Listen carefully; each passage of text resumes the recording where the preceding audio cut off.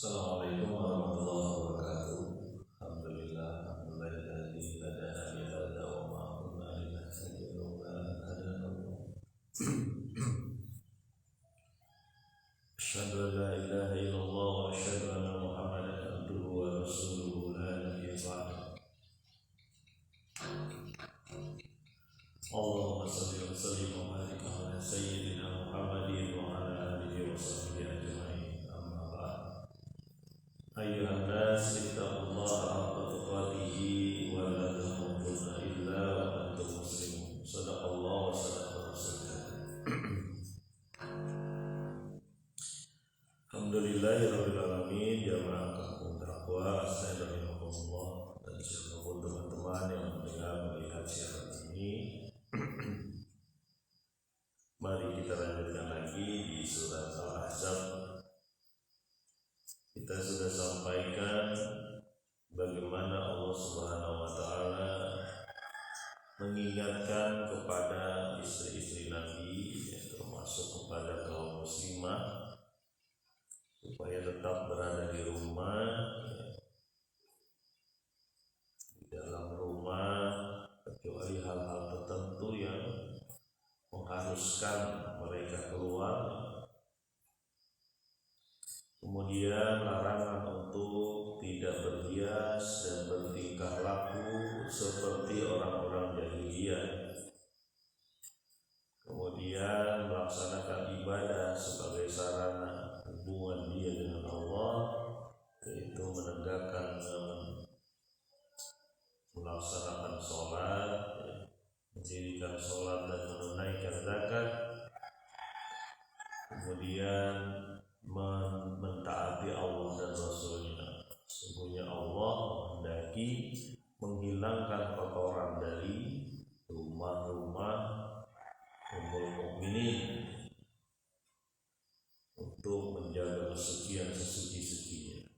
Mari kita lanjutkan di ayat yang ke-34 surat Al-Ahzab. Ayat 34. Bismillahirrahmanirrahim. Wadhkurna ma yutla fi buyutikunna min ayatillahi wal hikmah. Innallaha kana latifan khabira. Dan ingatlah kalian semua ummul mukminin, apa yang diturunkan atau dibacakan di rumah-rumah kamu, kalian semua, yaitu dari ayat-ayat Allah dan hikmah. Sesungguhnya Allah maha lembut dan maha mengetahui.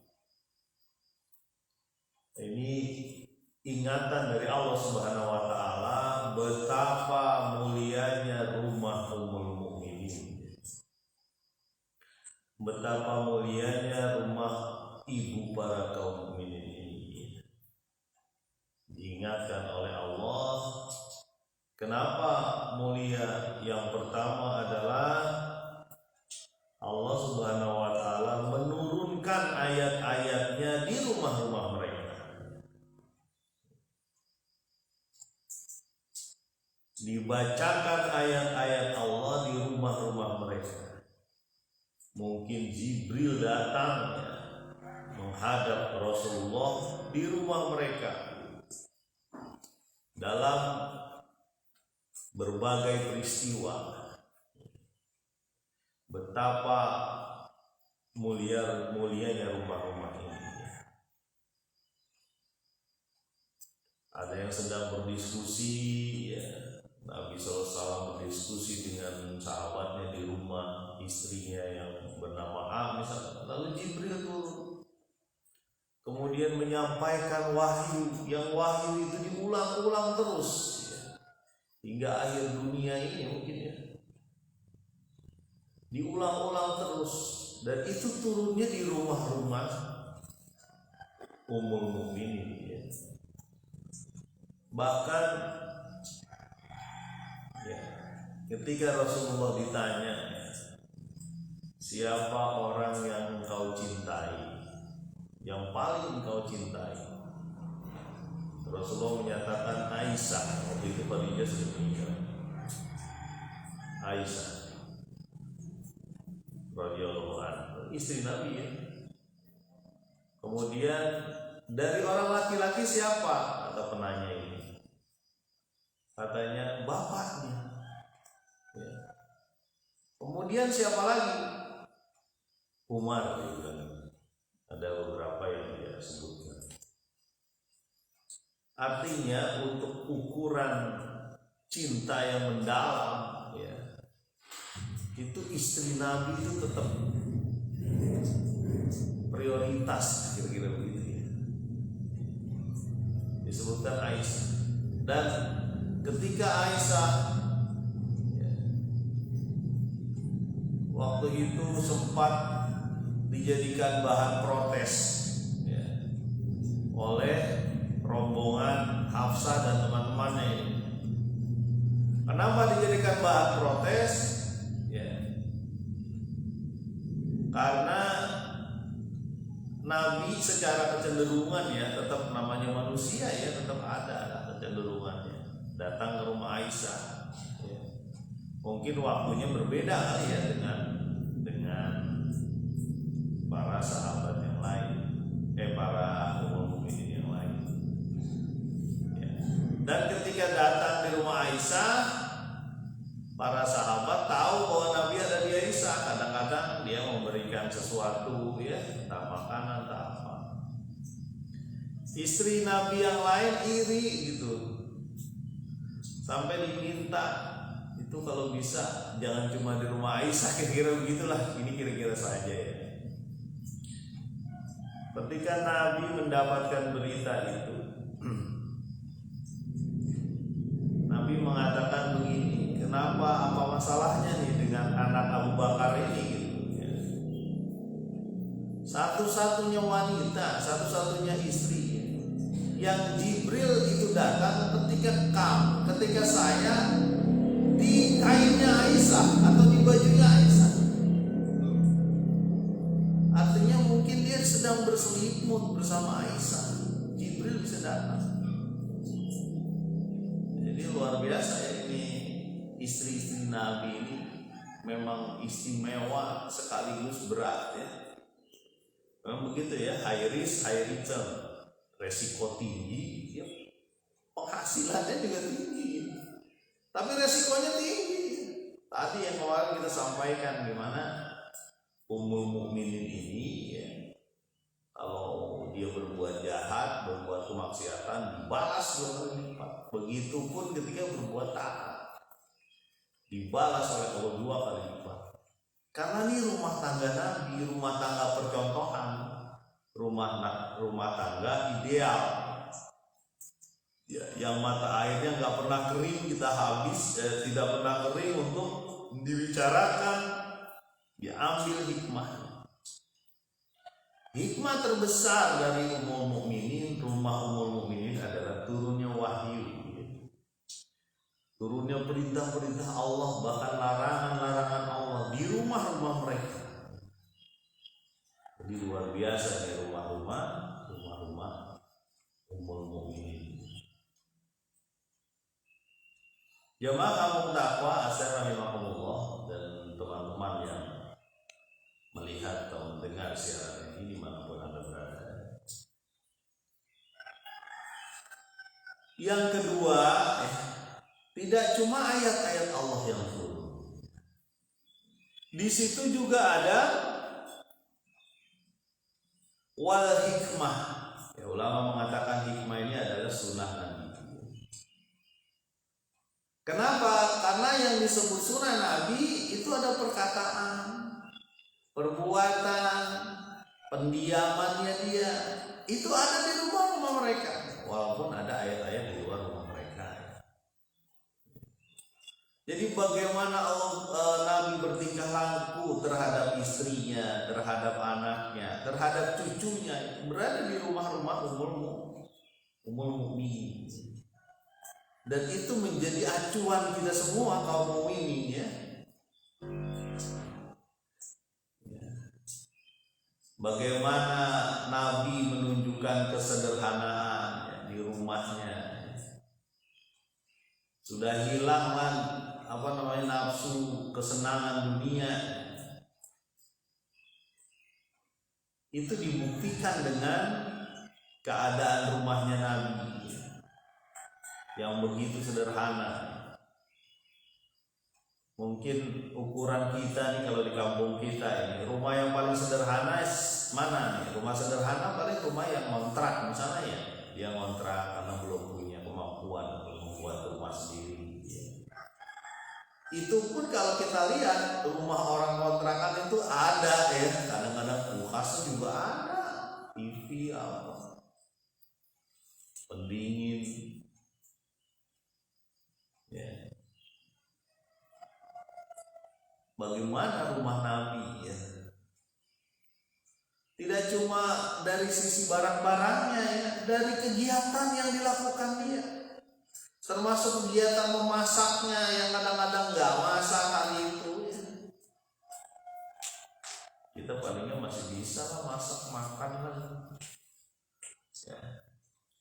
Kemarin saya sampaikan ukuran tanda kutip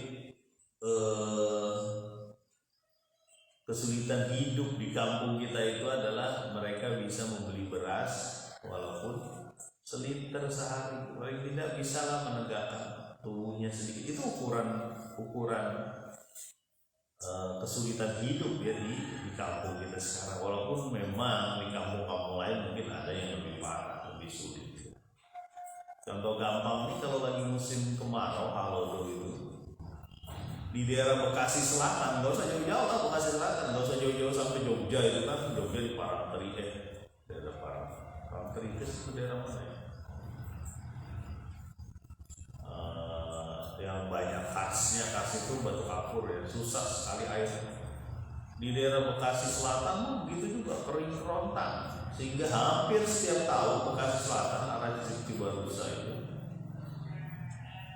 itu disuplai orang ya, untuk air ya. Begitu sulitnya di sana, sawahnya kering kerontang ya. Dan sungai juga jauh. Saya ukur tuh ukuran sungai terdekat dari daerah Bekasi Selatan ya. Saya lupa daerah namanya apa itu, antara Cibarusah dengan Serang Baru ya. Itu 10 kilo sungai yang terdekat ya. 10 km dari sini sampai kota Bogor mungkin ya, sampai Istana Bogor. Berarti jauh lebih hebat itu kesulitannya di sana.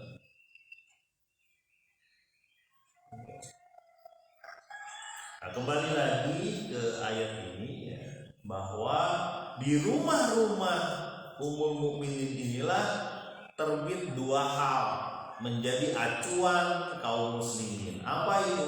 Wahyu, ayat Allah, Al-Quran, dan hikmah sunnah Rasul. Bagaimana Rasulullah ya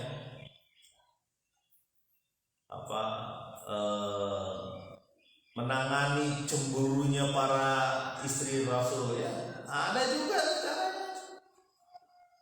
Karena kan pasti lah namanya mencintai seseorang pasti ada cemburunya. Ini penting loh rasa cemburu itu. Rasa cemburu itu penting. Kenapa? Itu wujud cinta. Asal jangan cemburu buta ya. Setiap orang yang deketin suaminya dikeselin ya jangan. Kalau udah terlalu iya. Ya. Setiap orang yang deketin suaminya atau setiap orang yang mendeketin istrinya dikeselin jangan. Adalah tetap diatur ya. Tapi tetap juga diawasi, jangan sampai bertindak terlalu jauh ya. Termasuk kita ini perlu juga itu ngawasin apa? Itu akun-akun media sosial pasangan kita loh. Lihat ya. Makanya jangan dikasih password itu. Ya. Kan kemarin sempat saya sampaikan tuh ya. Kalau ada suami atau istri ya atau anak ya punya password di handphonenya, suruh bongkar. Kenapa? Kita nggak tahu apa yang ada di isinya di sana. suruh bongkar, jangan dipakai password, jangan dipakai kunci, ya. Jadi aksesnya itu bisa siapa saja gitu, artinya siapa saja keluarganya bisa tahu. Jadi kan kadang-kadang itu dikasih password, ya.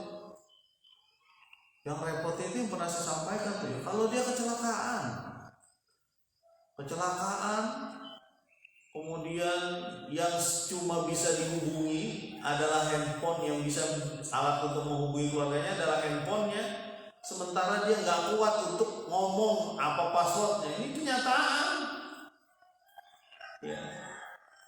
Dokter itu nggak bisa melakukan tindakan kalau tidak ada persetujuan dari keluarganya. Contoh misalnya CT scan, orang terbentur kepalanya, ya. Harus ada CT scan, ya. Dan itu harus segera biar kita tahu ada pendarahan atau tidak di otaknya, ya. Kalau nggak bisa dihubungi keluarganya, ya nggak bisa dokter juga sembarangan. Mungkin pertama dari sisi biaya juga, ya. Terus yang kedua, kalau ada apa-apa ketika di scan dan sebagainya, terus siapa yang bertanggung jawab? Ya. Makanya kata saya, anak atau suami atau istri yang sudah mempunyai handphone, jangan pakai password. Ya, betapa sulitnya kalau ada musibah. Ya. Jadi kalau kata saya, udah nggak usah pakai password, Pak. Nanti dilihat rahasia. Apa rahasia suami yang nggak boleh diketahui istri? Apa rahasia istri yang nggak boleh diketahui suami? Apa itu? Ya. Kadang-kadang begitu, ya, kita jadi berat sih untuk membuka apa adanya keadaan kita dengan pasangan kita. Apa adanya?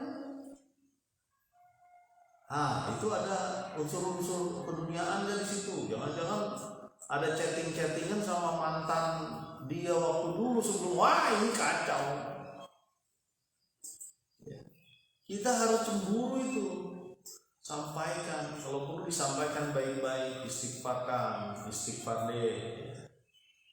Kita sudah menikah, Allah menakdirkan kita dalam satu bahtera yang sama, mudah-mudahan sampai ke surga gitu. Makanya saling jujur aja. Kok kita nggak begitu, ya? Karena kadang-kadang begitu, ya, kita perlu hati-hati betul dengan teknologi yang ada di sisi kita. Itu bisa menjadi hal yang nggak benar. Kadang-kadang di medsosnya, kita reuni gitu sama teman-teman dulu waktu sekolah dia, atau reuni teman kerjaan dia. Lalu ketemu lagi, ngobrol lagi, masuk di medsosnya di situ, bahkan curhat. Itu sarana selingkuh itu, hati-hati. Bukan tidak boleh, makanya kalau terpaksa kadang-kadang saya juga ikut, ya. Kadang pertemuan terus, tapi kita hadirkan keluarga kita biar bisa ngekontrol kitanya. Ini kan kadang-kadang, kita ketemuan ya, bujangan aja, nggak usah pakai keluarga. Begini berbahaya. Ini pengalaman apa penelitian? Pengalaman juga, karena saya pernah ketemu dengan orang-orang yang begitu. Nggak mau dia bawa keluarganya. Saya heran, kenapa nggak mau bawa keluarganya di sini? Padahal bertemu dengan teman, itu yang bertemu itu bukan kita doang, ya, tetapi anaknya bertemu dengan anaknya, istrinya bertemu dengan istrinya, suaminya bertemu dengan suaminya. Jadi sarana silaturahim, ajak semuanya gitu. Pak Arfan mah kolot, maksudnya kayak gitu digabung juga sama keluarganya. Ini mau sanes kolot, ini mau memberitahu. Jangan sampai kita menganggap keluarga kita di belakang. Ada juga kadang-kadang begini nih, ini kita perlu pahami, ya. Saya juga istighfar, kadang-kadang saya juga melakukannya. Ketika kita ketemu dengan teman kita, terus kita ngomong, kita bawa anak kita bete itu. Kenapa? Karena dia tidak diajak ngomong.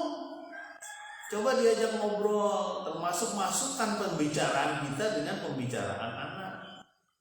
Sehingga anak menjadi tahu, kalau perlu kita sampaikan, ini deh, teman ayah ini profesinya ini, pasti berat untuk mencapai profesi itu. Coba deh nanti ngobrol-ngobrol sama om ini misalnya, ya. Om ini itu jalan ke sana ke sini untuk usaha, untuk apa, dia juga jatuh bangun, capek. Itu kita sampaikan. Sehingga anak kita tuh memahami apa kelebihan dan kekurangan teman bapaknya ini. Ya. Dipahami itu. Kalau dipahami kan nanti ada yang bisa kalau perlu suatu saat anak kita diajak untuk bekerja bareng om ini ya, untuk melihat apa sih dilakukan mereka. Ya. Dalam upaya untuk menjaga silaturahim sekaligus mendapatkan ilmu di situ. Jadi nggak bete ya. Oh itu tadi kenapa sampai situ, karena kita bagaimana Nabi menangani cemburunya istri ya. Jadi istri itu wajar cemburu dengan suami, suami pun wajar cemburu dengan istri karena itu bagian dari kasih sayang. Kalau istri kita ataupun suami kita dipegang-pegang orang ya, bahkan dipeluk di depan matanya lalu dia diam aja, itu nggak ada rasanya itu suami istri. Dipeluk ya, diajak kenikmatan apa bentuknya macam-macam lah ya. Kadang-kadang ada cium pipi kanan pipi kiri laki dengan perempuan. Kalau perempuan dengan perempuan sih nggak apa-apa ya. Alhamdulillah. Kembali lagi ke ayat bahwa ada dua hal yang membuat rumah Nabi ini istimewa, yaitu ayat Al-Quran dan hikmah, yaitu sunnahnya. Innallaha kana latifan khabir. Allah tuh maha lembut, maha tahu ya. Dan beberapa memang disampaikan itu ya, peristiwa-peristiwa di rumahnya Nabi. Kita masih ingat ya waktu itu di surat An-Nur bagaimana tuduhan terhadap salah satu istri Nabi ya. Karena pastilah yang namanya orang berbuat baik itu selalu dicari celahnya itu. Pasti itu. Orang yang berbuat baik menuju Allah Subhanahu wa taala pasti dicari celahnya untuk dijatuhkan. Kenapa? Orang-orang yang menyembah nafsu itu nggak mau ada orang-orang yang berbuat baik. Ya, dicari itu celahnya, gimana caranya supaya dijatuhkan. Ya. Ada aja alasannya bagi mereka. Tapi jangan khawatir, Allah itu Latif Al-Khabir, Allah itu lembut tahu ya. Sangat mengetahui. Makanya kita serahkan saja seluruhnya keluarga kita kepada Allah Subhanahu wa taala, minta sama Allah. Ya. Saya kemarin tuh lihat update status salah satu kawan. Ternyata dia mengupdate seorang anak yang lahir dari bapak yang Down syndrome. Down syndrome itu semacam autis ya, jenis itu. Dan ternyata bapaknya itu berusaha untuk memberikan suasana supaya anaknya itu normal. Yang luar biasa tuh istrinya yang mau menikah dengan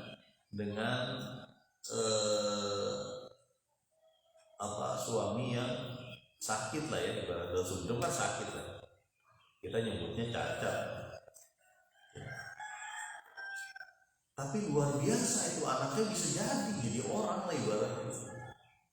Dan dia begitu menghargai bapaknya yang sulit secara fisik, secara emosional. Down syndrome kita tahu lah kalau bahasa kita apa ya orang sini nyebutnya. Ya anak autis lagi, agak sulit untuk berbicara juga sulit, kemudian menggerakkan juga badan agak sulit. Kadang-kadang kita nyebutnya agak setengah-setengah miring gitu ya. Bukan Down syndrome, bukan masalah kejiwaan sih. Tapi kita lihat dari rumah seperti itu saja itu bisa muncul anak-anak yang baik. Anak-anak yang menghargai orang tuanya. Belum tentu tuh orang tua yang normal itu bisa dihargai sama anaknya. Lihat aja kata-kata. Ya, coba lihat kata-kata anak-anak kita terhadap kita sendiri. Kadang-kadang kata-kata itu cerminan dari kita kepada anak kita. Cerminannya lihat. Mungkin ke bapaknya enggak, lihat ke ibunya enggak, orang lain sama begitu. seperti bapak ibunya menyatakan kepada dirinya. Jadi gampang ukuran kesolehan suatu kampung itu lihat dari ciri-cirinya itu satu aja dulu. Kan banyak indikator ya. Perkataan anak-anaknya, coba ya. Indikatornya begini. Kalau masih dalam kondisi yang sering berkata yang buruk, berkata yang gak benar, berkata pelecehan, berkata penghinaan, bahkan berkata yang dilarang oleh Allah Subhanahu wa taala, itu ciri atau indikator dari kampung itu belum mantap akhlaknya. Masih banyak pekerjaan yang harus kita lakukan. Mudah-mudahan Allah memberikan hikmah kepada kita melihat rumah-rumah Nabi, rumah-rumah istri Nabi ini ya, sehingga menjadikan kita kuat untuk menjadi contoh ya, rumah ini sebagai menjadi contoh dari rumah-rumah kita. Mudah-mudahan bermanfaat. Subhanakallahumma wa bihamdika asyhadu an la ilaha illa anta astaghfiruka wa atubu ilaik. Assalamualaikum warahmatullahi wabarakatuh.